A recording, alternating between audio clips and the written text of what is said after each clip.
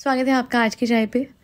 बहुत ही प्यारी love story है जी, बड़ी प्यारी है। और जो इमोशंस दिख रहे थे ना रश्मि के पॉडकास्ट में जनाब और मैडम के, दिल छू गए, ऐसे ऐसे दिल छू गए कि मतलब अब मन नहीं कर रहा है वो पॉडकास्ट देखने का। क्योंकि क्या है कि जब आप एक ऐसे इंसान के पर्सपेक्टिव से पॉडकास्ट देखते हैं जिसने कुछ नहीं जाना हुआ है इनके बारे में, जिसे कुछ नहीं पता है, तो वाह व्हाट एन अमेजिंग जोड़ी है, होलसम, कितने अच्छे हैं ये दोनों, कितने लॉयल हैं। जनाब के शब्द हैं, तभी थंबनेल भी मैंने लगाया है कि एक इंसान की लाइफ जो है बहुत ही बढ़िया हो जाती है जब बीवी वफादार हो। सच बात है जनाब, बिल्कुल सच बात है। और आपको मैं बताती हूँ उससे भी बढ़िया लाइफ कब हो जाती है, जब एक बेवफा बीवी लाइफ से निकल जाए। हम लोग बोलेंगे क्या ज़रूरत है पुरानी बातों को उठाने की। मैं कहती हूँ क्या ज़रूरत है एक ऐसी रिलेशनशिप को रोमांटिसाइज करके दिखाने की, उसे ग्लोरीफाई करने की, एक एक मोमेंट बताने की। When we are well aware that she used to tell her surname which was the surname of a first husband at that point of time, जब ये कह रहे थे कि वो ना हम गानों के थ्रू, गानों की लाइंस के थ्रू बात करते थे, वहां से हमारा कनेक्शन शुरू हुआ था मेरे जनाब के साथ। Shame on you, shame on you. अरे आपने ही दुनिया को बोला था ना 2016 में, 17 में, 15 में जाके आपकी रिलेशनशिप शुरू हुई थी। उससे पहले तो आप अच्छे दोस्त थे, दोस्त गानों में बात कर रहे थे, रोमांटिक गानों के थ्रू बात हो रही थी।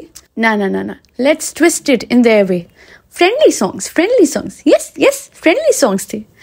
This is very wrong to say the least. And worse is that with his own words इसने मैडम को शेड कर दिया, वफादार बीवी, लॉयल बीवी। बात तो सही है, बट एक इंसान अगर एक बार लॉयल नहीं होता तो दूसरी बार भी लॉयल रहेगा। There is no guarantee in that. And yet again आपके डायनामिक्स हैं, बिल्कुल हैं, बट जब आप पब्लिक प्लेटफॉर्म में आके एक एक्स्ट्रा मैरिटल अफेयर को ग्लोरीफाई करते हैं तो फिर हमारा भी फर्ज है आपको याद दिलाना that stop it. Stop telling that story which never existed. Stop telling the world that you people were both were single, whereas I mean madam was definitely not single, she was married. जनता बेचारी भोली है, भूल जाती है facts को।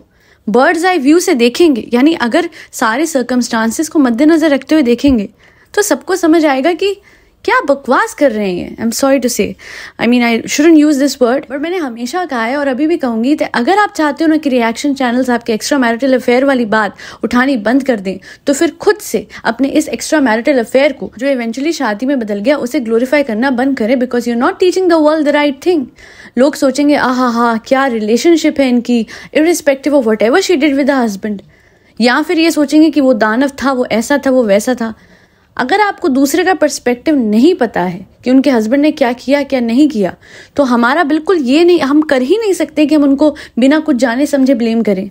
When that man hasn't said a word against her ever, he never stood against her, and even I'm not standing against her, but I don't like this कि हमेशा manipulate करी गई चीजें। न्यूज़पेपर में आर्टिकल दिया गया कि नहीं ऐसा कुछ नहीं है, मेरे और जनाब के बीच मेरी शादी बहुत ही बढ़िया चल रही है, एंड देन क्लियर मैनिपुलेशन जब आपने जनता की करी, जैसे कि पहले करते थे आज भी आप कर रहे हैं, है ना, ये दिखा के जी आप तो सिंगल थी, बट आप अपना नाम जो बताती थी आप क्लियरली उस टाइम पे मैरिड थी।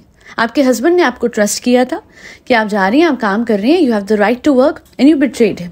आपके हस्बैंड ने अपने भाई के थ्रू आपको ये काम दिलाया था बिकॉज वो भी सेम मीडिया हाउस में काम करता था, and you betrayed him and his brother, and एहसान फरामोशी की हद नहीं थी। आपने बार बार बोला कि मेरे कपड़ों के, मेरे पहनने पे हस्बैंड जो है, मतलब जो भी आपने वो एक्ट किया था डांस रियलिटी शो में, दिखाने की कोशिश ये करी गई कि इनके जो हस्बैंड थे वो इनके ऊपर रोक लगाते थे कि, और खाने के ऊपर जो ये बनाती थी उस पर ऐसे ऐसे बुरे कमेंट्स या जो भी। बट असलियत में तो हमने देखा है कि किसने रोक लगाई है, आपके रहन सहन में, कपड़ों पे दिख रहा है। इवन आपने खुद से भी वो करा हो तो मैं ये बोलूंगी कि उस टाइम पे आप ज़्यादा बेटर दिखती थी। You had the liberty to wear whatever you wanted to, and उस पर किसी ने रोक नहीं लगाई है।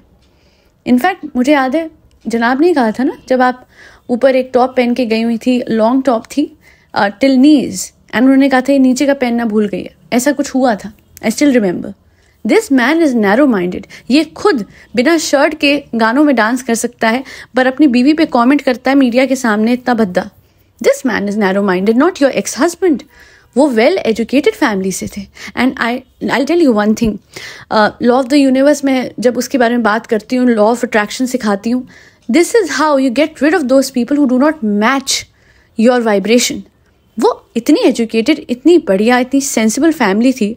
ऑफ कोर्स मैडम तो वो कहते हैं ना वक्ती कर्मा था इनके एक्स हस्बैंड का, वरना he deserved better and that's why he is married to a better woman.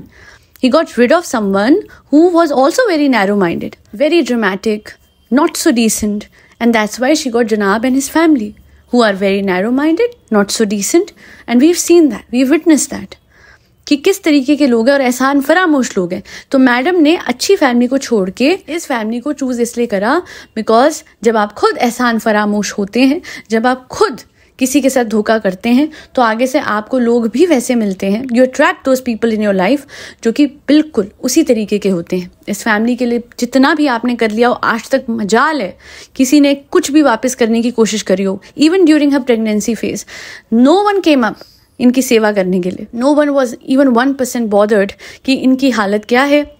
In fact ये आदमी आता था शूट से और कहता था चाय बना के दो, चाहे वो अर्ली मॉर्निंग हो या कुछ भी, कभी भी वो आए, लेट नाइट आए, ये चाहता तो कुछ भी और कर सकता था, खुद से भी एक चाय बना सकता था, और ये अपनी प्रेग्नेंट वाइफ से काम करवाता था। अपनी प्रेग्नेंट वाइफ से नीचे वाले घर की रेनोवेशन करवाई थी। सबको याद होगा जब अम्मी का घर बन रहा था, शी वॉज प्रेग्नेंट, और अपने घर की भी रेनोवेशन का सारा दारोमदार इस औरत के ऊपर था व्हेन शी वॉज प्रेग्नेंट। और इतना कुछ करने के बाद भी मैंने हमेशा यही देखा है कि दोनों जनाब और मैडम की पूरा परिवार बेइज्जती करते आया है, और कभी किसी ने एक्नॉलेज नहीं करा। स्पेसिफिकली जनाब की बहन ने, जिसको बहुत इसकी लल्लो पच्चो चप्पो करती थी ना मैडम, मेरी नाइव ननद, मेरी डॉटर, मतलब अपनी डॉटर को छोड़ दिया, अपेरेंटली एलिजिडली अपनी डॉटर को छोड़ दिया इस औरत के लिए जिसे अपनी बेटी बनाया। और उस लड़की ने जिसके लिए इतना करा, साहिबा, she never gave it back to madam in any form. कभी भी कुछ ऐसा नहीं करा होगा साहिबा ने कि मुझे लगा हाँ इट शोज दैट इसे कदर है, और इसी वजह से नहीं किया क्योंकि मैडम ने भी तो किसी की कदर कभी नहीं की थी, है ना। बट वर्स्ट इज दैट ये सीना ठोक के जब अपनी कहानी बताती हैं, कुछ भी हो जाए, चाहे आप किसी भी इमोशनल टर्मोइल में थी या नहीं थी, you don't have the right to glorify an extra marital affair. For the longest time, you were married to this man and you kept saying in newspapers that my marriage is good, it's good, there's nothing like that between me and Janab, we are just friends, we are just friends. And today you have the audacity to glorify this affair? How can you be so manipulative? And लोगों को पता है, सच तो सबको समझ में आता है। कमेंट सेक्शन में लोगों ने लिखा है कि अच्छा वफादार बीवी, और खुद किसी की बीवी ले गए, तुम्हें शर्म नहीं आई? सारा ब्लेम हम जनाब पे नहीं डाल सकते और सारा ब्लेम मैडम पे भी नहीं डाल सकते। दोनों के दोनों बराबर के जिम्मेदार हैं इस डिसीजन के लिए, जो कि मैडम की शक्ल पे दिखता है कि वो कितना ज़्यादा इस डिसीजन से खुश हैं, इस शादी से खुश हैं, इस रिलेशनशिप से खुश हैं। कितनी बार मैंने देखा है जब से ये ठीक हुई है सर्जरी से, इस आदमी ने कभी आगे बढ़ कर के I will go to the workshop with you, मैं आपका हाथ बटाता हूँ, इसके पास खुद का कुछ काम नहीं है। एंड दिस लप्पू, the maximum that he does is to take her content.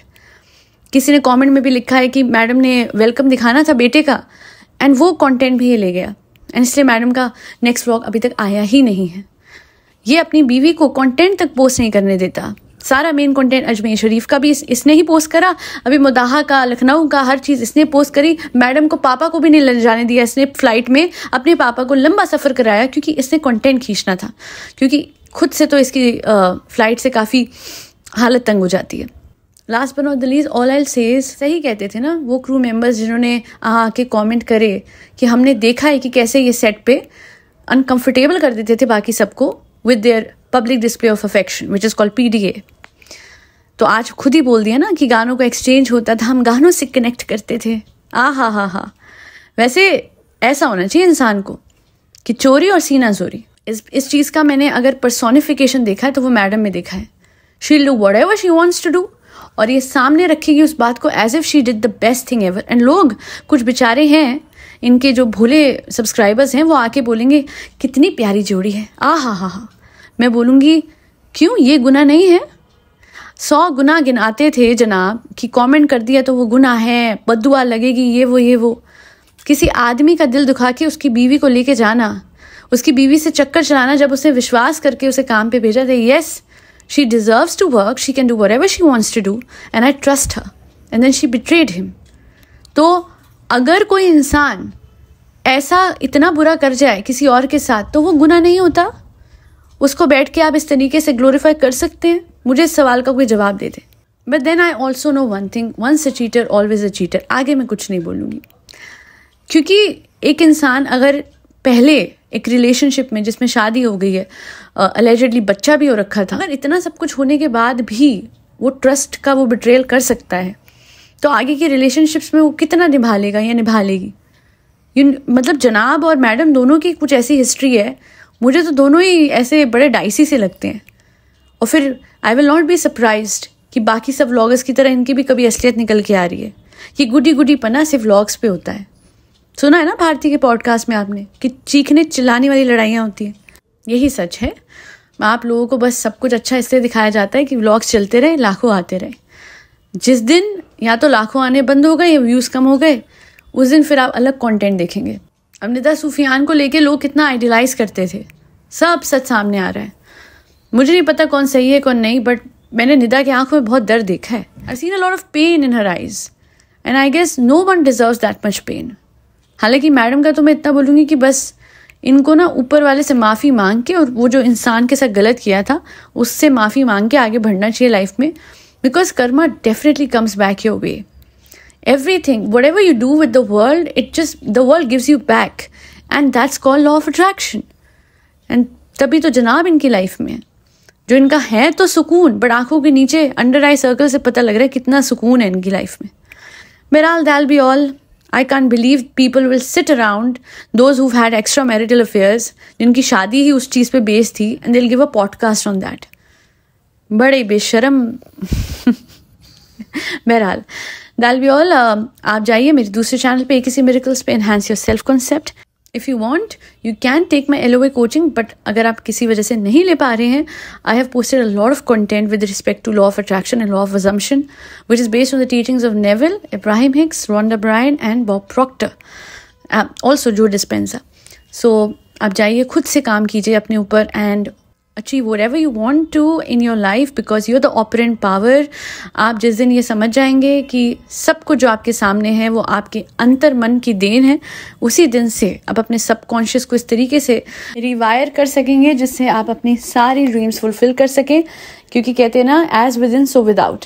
सो दैल बी ऑल। आज के लिए इतना ही। Thank you so much for always supporting my efforts. और अगर बहुत ज़्यादा ही सपोर्ट करना है मुझे तो जाइए फरी बच्चों को खाना खिलाइए, जिसमें कैट्स, डॉग्स, गौ माता और बर्ड्स सब आते हैं। स्ट्रे फरीज को अडॉप्ट कीजिए। दैल बी ऑल। जय श्री राम, राधे राधे, हरे कृष्णा।